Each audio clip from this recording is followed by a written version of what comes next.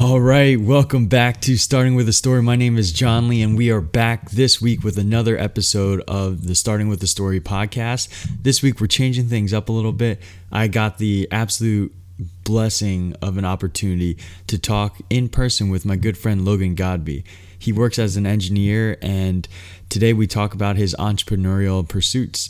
So basically, within the past few years, he's been really honing his skills and really learning to be an entrepreneur doing something that he loves. So on the side, he creates his own fishing lures that he creates from scratch. He makes all of it, and now he's selling them internationally. So we're going to dive deep into his story, talk about fear, talk about fishing, and talk about his passions and his advice on helping you guys find yours. So sit back and relax. All right, welcome back, everybody. We are back with Starting with a Story. I have my boy Logan Godby in the house. What is going on, Logan? Dude, I'm so stoked to be here. This is so cool to be, sharing what you love, with me and being able to, Amen, dude. Amen. I'm so glad that you're here, and I'm super pumped for everyone to hear your story. Let's just jump right into it. All right, let's go. Logan Godby, what is your story, my man? All right, so I have really bad dyslexia growing up, and it was very debilitating, almost in every single aspect of my life. And school was really, really hard. And when you're you spend so much time in school, your self-worth is kind of what that's indicated by, right? Yeah, for sure. And not being successful there, and being even told I'd never graduate elementary school classes, and even being told being removed from regular classes to be put into special needs classes with kids with autism and very severe learning disabilities. And so that's kind of where it begins, I suppose, right? The origins of Logan. The origins of Logan, right? So I guess, what has changed the most from then to now, and how did you become who you are now today from those beginnings of people telling you all this doubt and telling that you can't make it, or telling you that you can't succeed? Yeah, I mean, well, we all have those moments, right? I very, very fortunate to have a remarkable family and an incredibly supportive mom and dad that just, no matter what, we're always there picking up all the pieces that I couldn't, and kind of helping me put everything back together. And, I wouldn't be here, as successful with my endeavors as I would be if I didn't really struggle through all the things I couldn't teach myself how to do. Right? So what were some of the milestones throughout your journey, I guess? So you talked about the elementary school and growing up and having those tough times, and absolutely having the family there to support you. But after that, what were the milestones that kind of led to where you are today, which we'll get into? But that's for the future. That's neither here nor there. Yeah. But it was very interesting. So obviously, elementary school was kind of where you're rewarded for being sit still kind of student that just does what the teacher says. And I'm a very hands-on, very active kid. I've always been just gung-ho, swinging for the fences every single day. Yeah. So it's been, that was the struggle, right? Why am I supposed to sit still for 6 hours a day? When the way I learn is to be physical and active, and to hold it and touch it and feel it and become that information, right? So yeah, I did terribly in school. I always was a people pleaser, teacher pleaser. I always wanted to do well, and so in that regard it was fine, but I couldn't read. I literally couldn't even read till I was in 5th grade. Wow. And that was through the dyslexia and all that? Yeah, terrible dyslexia and ADD. But I will say that was my defining factor in my childhood growing up. So that was your edge kind of thing, or? Well, that was it was my mom tells the story where I go into my 3rd grade class, you meet the teacher, the teacher orientation day, and I go up to my teacher and I'm hi, I'm Logan Godby and I have dyslexia, and she was oh wow. Well, at least you're honest with it, you're right up front with it. We all got to be honest and upfront with our shortcomings, right? We all have them. So So how, I guess, for one, what kind of advice would you give to people who are struggling with dyslexia and who are struggling with those outside forces telling them of doubt and that they won't be able to achieve what they want to? Yes, it is a decision you have to make. It's a decision you have to make every single day to get up and say, you know what, these are my weaknesses and I gotta face them to get over them. You know, I have like literally not being able to read and being like in an academic situation, having to like read out loud. Oh my goodness. I would literally make myself like sick. So I didn't have to go participate. Wow. Well, I mean, I know a lot of other kids I grew up with that have similar stories of just like that absolute stage fright with their, like the one thing they might have, right? And yeah, I hated it so much. And I got a special teacher my summer before my 5th grade year, and we sat down and he specialized in teaching academics to dyslexic students, teaching them how to read. And so I literally built all of my words. I built them all out of clay. I had a tactile, physically build your words. Yeah. Whoa, yeah, that's a cool. Concrete item that I could associate words that didn't have a physical representation, like was or so or to be, or, you know, like the word the or as. Yeah. So like you can't visually represent a word like that. But when you build that word and you own that piece of art, you can now associate all these different items to words that to me had no meaning at all. Yeah. No meaning at all. And so that was kind of like my breakthrough. And I think that's one of the most important things that I've ever experienced was being able to, you know, take my biggest weakness and develop a learning process around it. Because once you develop that process, you can apply it to everything that's now unknown. Right? Yeah. So by taking, you know, the strengths that the dyslexic mind offers, being, you know, ultra creative and being like really well versed in like mathematics and having that edge, that like nonstop mind that I think is associated to a lot of dyslexic people that also have ADD. Yeah. That kind of like pairs in most cases. Okay. Yeah. Being able to, you know, adapt that to a mind that literally does not stop thinking is so immensely powerful and is my biggest like strength. Yeah. So it was like at one point my biggest weakness, and now I'm only successful because of it. Yeah.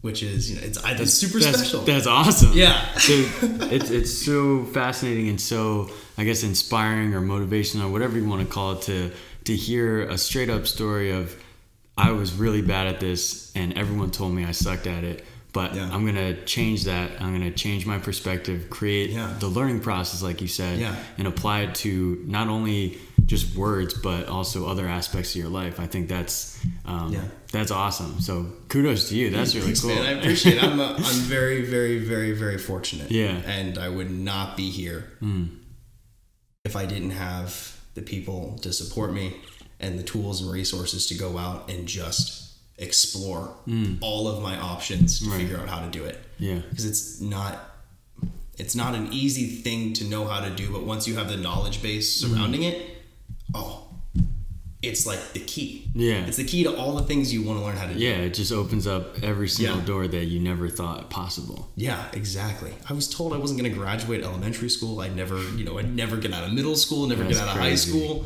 That's crazy. But so when you look back to those times, what kind of feelings do you have towards the people that kind of put you down, to the people that said that you couldn't be Logan, you know? Like what feelings reside within you? Is it anger? Is it my mind is too busy to harbor resentment like that.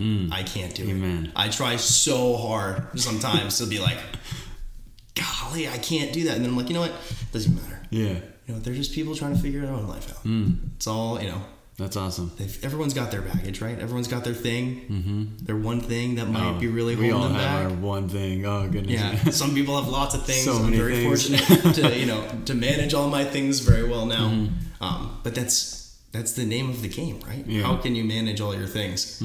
Because then it just becomes easy after a while. Yeah.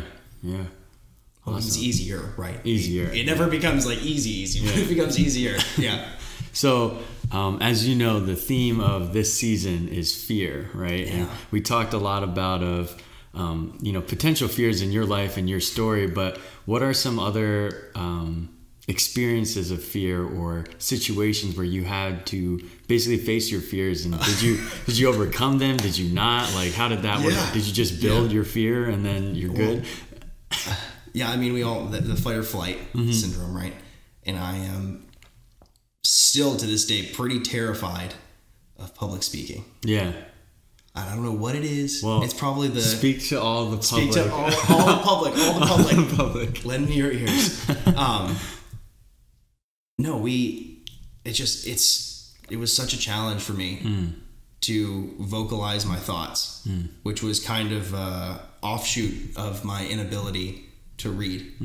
Putting my thoughts into words is not a very easy thing to do, right? Especially when you now have the pressure of amusing people or like wanting to like entertain or be like successful in that realm. An engaging conversation. And but like one-on-one's easy because you get feedback all the time. That's true. Right? Yeah, I'm not just staying silent. You're right. Yeah, it's easy to get the feedback because then there's an emotional connection there. But when you're with a big group of people, that's really hard to, pick out like one person and another person and really truly like speak to them. But anyway, I'm still deathly terrified of public speaking. And my freshman year of college, I did something that I absolutely wanted to do, but had no idea how to do it. Okay. I did a TED Talk. Oh, dude, that's awesome. TED Talk on what? It's similar to what we're talking about now. Okay. It was the strength of a disability and how, the dyslexic mind has all these beautiful things to offer. Right. But getting to that point, getting through school really, that doesn't really value those thoughts and emphasizes other aspects. Yeah, that behavioral style, the non-stop, right? They want you to sit and learn, and then you do that. And sometimes you get blessed to have an amazing teacher that kind of knows what that's like. Right. A lot of times you don't, too. Yeah. Well, anyway, I rehearsed probably 200 plus hours for this 10-minute presentation. Wow. And I get on stage and I go, "Hey everyone, this is me, this is my story." And then I blank. What do you mean? I blanked. All of the 200 hours I spent rehearsing, gone. So you just stood there? I stood there for it was a real long pause. It's probably it felt like a year. Felt like forever. It was most likely only around 3 to 5 seconds. Yeah. Dude, when you're up there and you're speaking or not speaking. Or not speaking, rather. Those few seconds are literally ancient. They're like decades long. Yeah. So I feel that. Yeah. But go on, what happened? I was like, I'm going to throw up.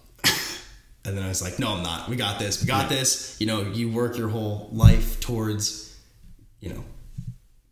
getting all of your things in line to be successful and really facing those challenges. And this is the most ironic situation in the world to be presenting in front of a group of people and about something that you're terrified of doing. Is this something that you personally chose? You knew you wanted to do it, you didn't know how, and you're like, I'm just going to do it because this is how I'll get over it? Exactly. Okay. Awesome. Exactly. Wow. Face on, head on the challenges. And, if you fail, then you fail. The younger you are, the less expensive your failures are. That is so true. Why not go for it in college? And, yeah. Like I said, just swing for the fences, and if something sticks, it sticks. Yeah. Did it go well? It went very well. I was not aware at the time. I actually didn't know this until 4 years later, when I graduated. And I'm sitting at a restaurant with a couple of buddies, and this girl comes up to me and she goes, "Oh my goodness, I remember your TED Talk." Whoa. And I was 4 years later. Get the heck out of town. Wow. Oh my goodness, this is ridiculous. Why would you know that? We don't really know each other. Yeah. And she goes, "I just remember you went up and gave your TED Talk, and then everyone left after you finished. They all came to see you." I was like, what the heck? That's insane. That's exactly what happened. Well, that's what, It is what it is. Like, I don't mean to be that way, but it's cool because we all support each other. Yeah. Yeah. Like when you understand and you have that emotional connection to someone and they know what you struggle with and they come support you. Right. Like, can you beat that? Yeah. Like, that's how we get through all of our stuff. So what kind of feelings were coursing through your veins after the talk and after you realized, I don't know if you came back into reality and realized that you just did what you're terrified of? I was so disappointed in myself. Why? I was absolutely disappointed. I was like, I studied so hard. Yeah. I worked my butt off. I went and did all of these like things to prepare myself. I thought I was doing everything right, and I didn't. Well, it seemed but like... that's okay. Yeah. It's okay, right? It's, it's just some presentation I did in college. Yeah. But, I mean, to me, it was more than that because that's like, that's the hurdle, right? And I got over the hurdle. And even if I didn't do it right... At least you did. At least I did it. Yeah. Yeah, I like that. So that was like one of your big milestones for fear and just truly just facing it head on. Just go for it. Yeah. Absolutely just go for it. But I will say that the thing that I take away most from it, that I touched on a little bit earlier, was like the learning process. Right? Like, I know where my mind struggles, but I also know where it doesn't. And applying those like really, really like fundamental skills that I have to places that I don't know anything about, that's where I can start figuring things out. So that kind of led to fishing a little bit. Right. When I moved to Florida. Well, I went to school at FSU, so I don't really consider that Florida. It's so far north, and even though there's palm trees, like, it doesn't feel like for it sure. doesn't feel like it does down here, right? And so I really only started fishing like a year and a half or two ago, like saltwater fishing. And I come down here and I'm like, everything is so expensive. I gotta figure out a way to get over this. Like, I can't be spending money on stuff that I'm gonna be losing all the time. And so, as in like your fishing equipment. Oh yeah, fishing equipment and gear and tackle and running down the beach and dropping stuff and yeah. So before we dive into fishing, so your passion for fishing, it, like you said, it started for a little bit. Well, I've always I grew up like fishing. Okay. No one in my family really fishes. Not like my immediate family really fishes. But I love it. I'm addicted to it. And I think it's just because like all of the guys that I fish with that are like really, really, really good at it, they're just so hopeful about everything. Like, this is going to be the cast. This is going to be the best. This is going to be the cast. Yeah. This is going to be the thing that gets me like this beautiful fish. And I love the animals. I love them so much. All the animals. They're so incredibly unique and well designed for exactly what they're intended to be. Right? They got exactly what they need to do what they need to do. Exactly. And so going and like really spending time with them and appreciating their power and their just, their intentionality behind all the things they do. We don't think like humans don't think like that. Right. But everything that the animals do, it has a specific purpose and they have a specific goal to do these things. Exactly. I understand that for sure. From like a biology perspective, I really appreciate it.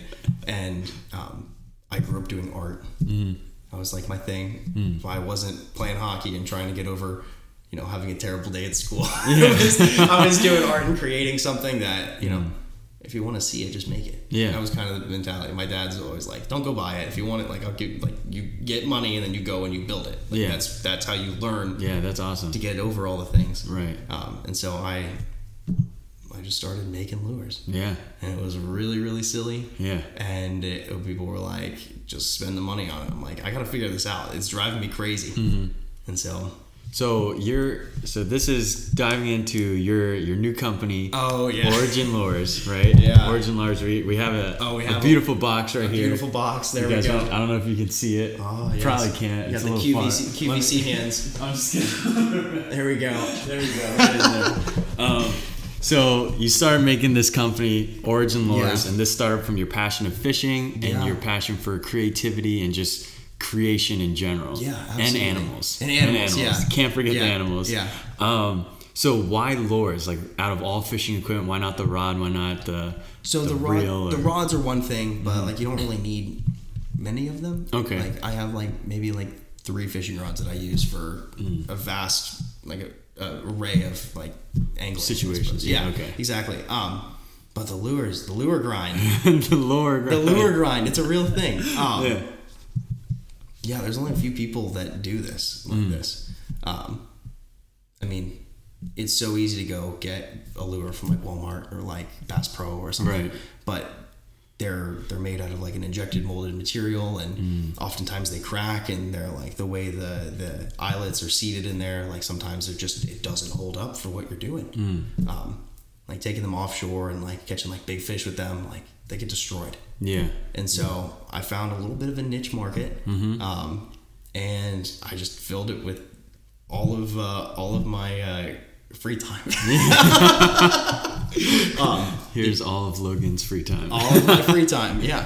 But yeah, there's only a few people in the world that actually do this like this. Wow, awesome. And it's pretty special to be able to share this love with so many people, because they need it. Like a lot of the angling, it feels like I'm selling drugs. Like I've never done drugs. I've never done it. I don't recommend. You heard it here lifestyle. first. This is drugs. But they need it. They want to share that creative, right? That creative energy. There's a special connection for passion, right? Like if you enjoy the same thing, you gravitate towards those people. Yeah. So like, and you said you're connecting with people all over the world with this, right? Yeah. Like people from all over the world are liking my Instagram pages and commenting and being like, "Oh my goodness, like how?" Yeah. Because it's such a unique, super small community that they just love it. They can't get enough of it. Yeah. So I'm sure the audience is dying to see what it looks like before we open and unveil. Yeah. What about the business side? Do you have a business background? What was it like trying to start a company from scratch? So it's really easy when a product sells itself. It's not. I haven't gotten the business side of it down yet, to be fair. To be fair, this is just something that I'm doing with my free time that people also are really loving. And so there might be a future for it where it's much bigger than myself, and I get to hire employees and whatnot, but I make all these out of basically my bedroom. Yeah. And that's awesome. I ship them to people all over, so it's fun. Cool. It's a really, really special and unique thing, and not a lot of people think of it like that. Yeah. Like, oh, it's just a fishing lure. You just go buy one, and then you always lose them. But but not when it becomes like such an art form, right? I say like when I go fish, like I'll run down the beach with the school of fish, like when they're feeding. Oh, wow. And it like happens during like the mullet run, and sometimes there's like big schools of glass minnows that come up, and casting a fishing rod is like with like a big like lure like these, like it's almost like an art form within itself. Like the technique, like the technique, it's much like swinging a golf club. Like you can't just like jump into it. I went to Top Golf for the first time last week, and man, oh man, the first like hour, it was just the worst, atrocious swings ever. Yeah. I couldn't hit a single ball, but then by the end, I got a little bit. Yeah. But you're so right. Like it's all about technique. Without proper form and technique, you're done. Yeah. It's over. My goodness. No, exactly. I will say that a couple of drinks makes that game a little bit more entertaining.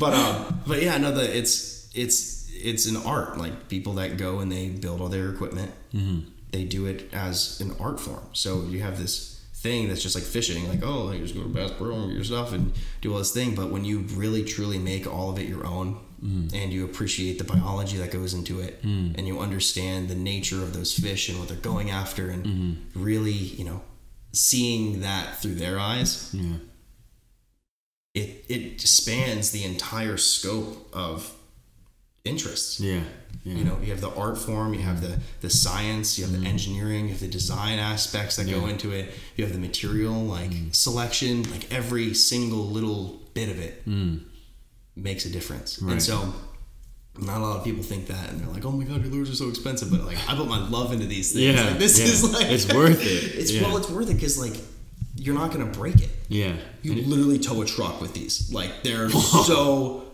unbelievably strong, and they're made to catch big fish. So it's fun. It's really fun. I mean, it sounds so fun. Yeah. That's awesome, man. I'm so happy to hear that. Like, just listening to you, you can already just tell how much love, how much time you put into it by, you know, just going over each little aspect that you took your time and effort to really do the research and figure out what's best for not the lore, but best for the person on the other end. Yeah, it's cool because like me and my buddy were talking about this the other day. We're like, we will spend our entire life as designers and engineers replicating nature. Yeah. Because it's already so incredibly and intentionally designed that all we have to do is just open our ears and listen. Yeah. It's everywhere. Yeah, we're learning from the things that exist. Exactly. Yeah. Just trying to figure out how to do it. Yeah. So it's a pretty special thing, and it's cool that I have a really like small group of people down here that also do it and appreciate it. Yeah, amazing. They love it. I mean, I couldn't have done this all on my own. Yeah, for sure. We go and we talk and communicate, and we learn each other's techniques and design together and brainstorm together and figure out. It's a party. Yeah, it is. It is a party. It absolutely is a party because we love it so much. Yeah, amen. Yeah. All right. We're going to take a short break, and then we will unveil the wonderful origin lores. Stick with us. All right, we're back, and we are here to unveil, finally, Logan Godby's origin lores. Oh, my goodness. Can you do the honors while explaining? I can. Can we, are we on here? Oh, yeah. Let me fix it.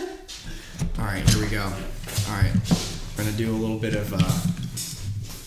All right, so this is a brand new plug I just came out with. It's got a little bit of a lip on it. I'm actually, I'm going to take the camera and I'm going to, be a photographer for a little bit. Okay. All right, so again, this is a brand new lure. I just came out with it. It's got a little bit of a lip on it. It's got the profile of like a perfect size bait fish for like giant like tuna and tarpon and any other like giant like feeding fish, I suppose. Like, it's just a super special geometry. I've never seen anything like it. And when you pull it through the water here, it has this like diving action. So you can float it out at outgoing tide and then pull it in, outgoing inlet, and pull it in. It dives down and trying to get to the fish. So it's pretty special. And then this is a Nemo clownfish. Yeah, it's a clownfish popper. That's like, it's a super popular color in Australia and New Zealand, and just the absolute vibrant colors and the patterns and the moving, like the way it moves through the water. It sits on the surface like this at this water level and just goes, and like makes a big pop. It's so ridiculous, but it's so much fun. It's so much fun. And then this is one of my all-time favorites here. We'll do a little bit of like those makeup tutorial videos. Oh, wait, they put it like this. Go back. Okay. All right, so this is abalone covered plug, and basically it's a shell that comes from, I don't even know, it's abalone clam. It's a shell fish. And they take the shell off in really, really thin sheets. And then this one I've purchased comes with a adhesive backing, and you wrap it around the lure, and then you get these absolutely beautiful iridescent colors on it. You can see it's got the foil face with like its gill plates all carved in, and you have a signature there? At the bottom. Yeah, you got to get the signature. Everybody that buys handmade lures loves the signature. It's like your stamp of your piece of art. It's very, very cool. Every single lure maker has a fingerprint of sorts, based in their geometries and their face patterns on the fish and their color patterns. It's very, very interesting. Like, I can look at a lure and be like, I know the lure maker that designed that. Yeah, that's awesome. It's very interesting. It's as much a part of the lure maker as their own identity. Yeah, because they spend so much time with it. Yeah. This is you. Like, I'm nowhere near some of the legends. People have been doing this stuff for literally like some of the best lure makers have been doing this stuff for like 50, 60 years. Right. There's old dudes that love it, and it's so cool. I just got into the game, and I'm still trying to find my fingerprint, I suppose. Yeah, amen. But it's find your gills. Oh, it's so silly. It's so silly, but golly, it is. It's a very, very special and unique thing. Amen. Well, for everyone who's listening, I highly recommend that you go to the YouTube channel and watch the video, because Logan just did an awesome review on his absolutely beautiful lures. Like, if you really look at these and if you like fishing and you purchase one of these, I can guarantee that you will love, one, the way it looks, and to Logan's point, you will love the way it works. So, exactly, do your thing, do your due diligence, and go and watch the video and watch his lures and all of their beauty. Do your homework, because it's fun. You gotta know what you're going after. Yeah, amen. Yeah, exactly. Oh my goodness. But yeah, it's just a little thing, but it's super special to be able to share these with the animals. I guess that's a weird thing to say out loud, but share your story with the animals. Yeah, because it becomes, there's a community that's around it, surrounds it, and yeah, I hope one day maybe have like an article of me in like the Florida Sports Fisherman magazines or whatever, have some kind of more something more with it, because right now I just really appreciate the art form and get to make them out of my bedroom and sell them to people like all over the world. So I want to share that with people. It's something that's kind of special and unique to me. Yeah, amen. Yeah, cool. So one question that I love asking is like, you're clearly passionate about this, and you clearly put a lot of time and work into it. Was there any doubt or hesitation when going into it? And if there was, what was it? If there wasn't, why wasn't there? And then follow-up question. This is a double. What advice would you give to people that want to follow their passions but are choosing not to? Oh yeah. All right. So let's break this back down. So the first question. I was nervous to put the money in it. Thank goodness I've already had a lot of materials. I have a workshop at my home, obviously, because I can't not be building things. I have to. Once I get an idea in my head, I have to bring it to fruition. Otherwise, it just like eats me alive. Yeah, I have to do it. So if I wake up at 4 a.m. and I can't stop thinking about a design, I just go make it. And it's right there. Wow. It's super accessible. Yeah. I can put it on like an AutoCAD system and 3D print it, and then make sure like that geometry works, and then I hand carve all of my blanks and then pour the molds and whatnot. But I mean, also anything else that I think of. I had an idea for a new pair of shoes, a new shoe design for running the beach. Yeah. Because I run on the beach all the time looking for fish, and just anything I want to go do and make, I can just sit down and design it. And if I can't figure out how to make it, I can find someone that does. Yeah, will help me. So yeah, it really wasn't that much money to put up to start a company. But now I got to pay taxes for all the things. And like it's obvious it's not an issue. Yeah. It's not an issue at all. But I get to share it with people, and we donate money to a coral reef foundation. So it's all about bringing everyone together and keeping it alive. Because once it's gone, it's gone. Yeah. Once the fishing stops and we pollute our oceans and destroy our reef systems, like it's gone. Yeah. You can't get those back. No, and I don't think that we have the mindset to be able to replace it. Yeah. Right? Yeah. We can say, oh, like, let's not do this, but just make things bigger and bigger and bigger. And sometimes the best thing we can do is stop. Yeah. I read a very interesting study that said to get our carbon footprint back to like where it was before the Industrial Revolution, all we'd have to do is nothing. Yeah. For 60 years, which is like a lifetime, but the earth would heal itself. Yeah. It's very interesting with these animals, and these biomes are incredibly resilient, and they will heal themselves. Yeah. All we have to do is stop. Just allow them to. Yeah. Yeah. Cool. So it's cool. It's all connected. Right. As much as going and learning a new skill and learn how to read, right? It's as much of me learning how to make lures as it is for all the other like circus arts and stuff that I do. And yeah, for sure. It's all one thing, and it's just how you define that learning process. Yeah, awesome. So for the second part of the question, oh yes, what kind of advice would you give to those people who want to follow their passion but aren't?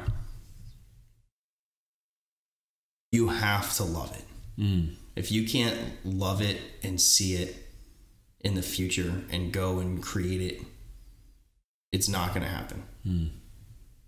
I know this is so silly and so like corny and sappy and everything. We encourage that. But being genuinely kind and genuinely loving your product and the people around you, because they feel that. They want to be a part of it when they see that. They want to be a part of your mission and vision. So I think that's one of the most important things, right? It's kind of hard to convince someone to do something unless they don't have an emotional connection to it. You can't be a salesperson if you don't like what you're selling. I mean, you could be, but you probably won't be that good at it. Buying is a very emotional experience. Oh, yeah. I know I'm that way because I spend way too much money on things that I absolutely love. Yeah. And I appreciate them so much.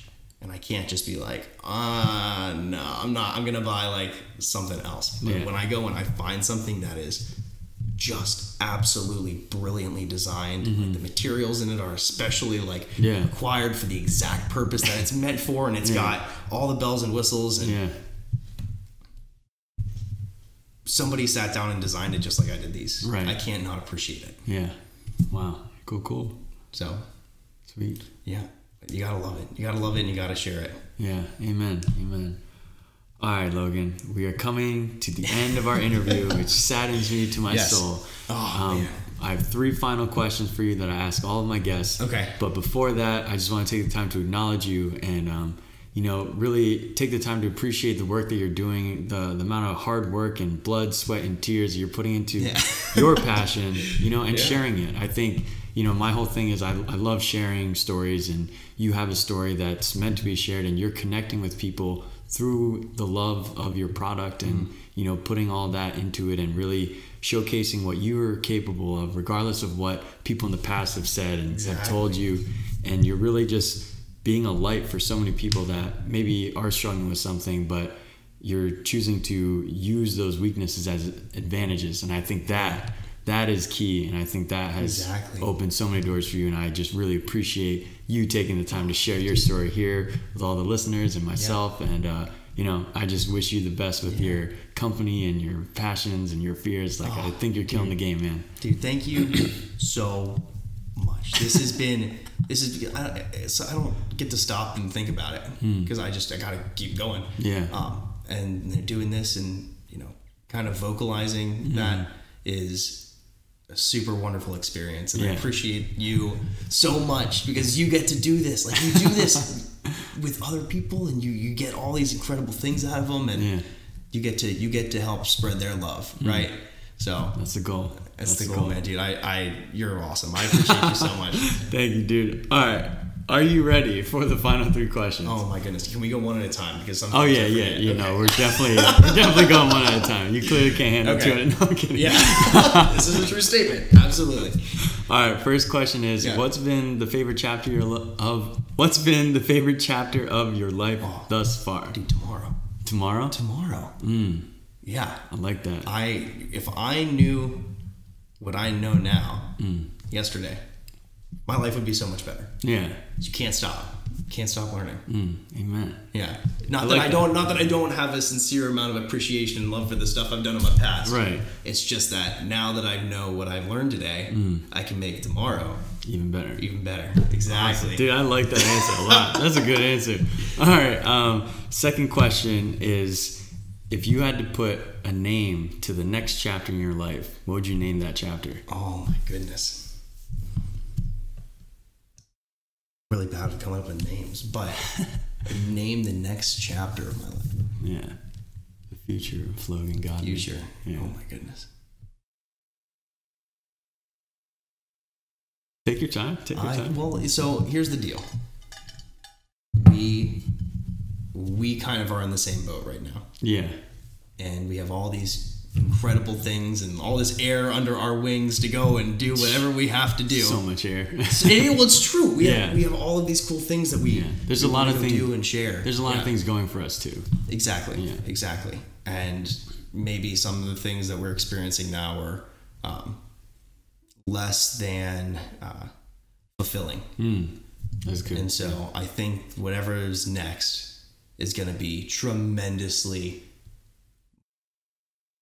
So I think that would be the name of my next chapter. Would be tremendously more fulfilling, or just more fulfilling, or just fulfilling. Fulfilling. Whoa! I would love to read that chapter. That sounds great. All right, are you ready for the final question? Oh, well, I don't want it to be over, but sure, let's go. Final question is: if you had to put a title to the book of your entire life, what would you title that book? Oh my God. You ready? No. You ready? So my family says this thing all the time. All right. So if it's going to be anything, it's going to be dinner. Dinner. Absolute dinner. Absolute dinner. Dinner. If it's fulfilling and delicious and wonderful and wholesome, and it's all the things that you need to move on. Yeah. It's freaking dinner. It's dinner. Dinner. Amen. Amen. All right, Logan. Thank you so much for your time. Thank you so much for your passion, your words. Yeah. This is your chance. You got through the gauntlet. Yeah. You got through all the questions for today. Oh, my Where goodness. can our listeners find you, find more about your lures, and just yeah. know who you are? Yeah, you can hit up Origin Lures on Facebook, Instagram, originlures.com, or hit me up on Instagram, or you can find me on my MySpace page. I don't have a MySpace page. Nice. But yeah, no, I love feedback. I want to know your story. How can we get there together? Amen. Right? Amen. All right, Logan, thank you so much. Thank you so much. Have a great night. Stay safe, stay you, brother. I appreciate it so much, man. Thank you.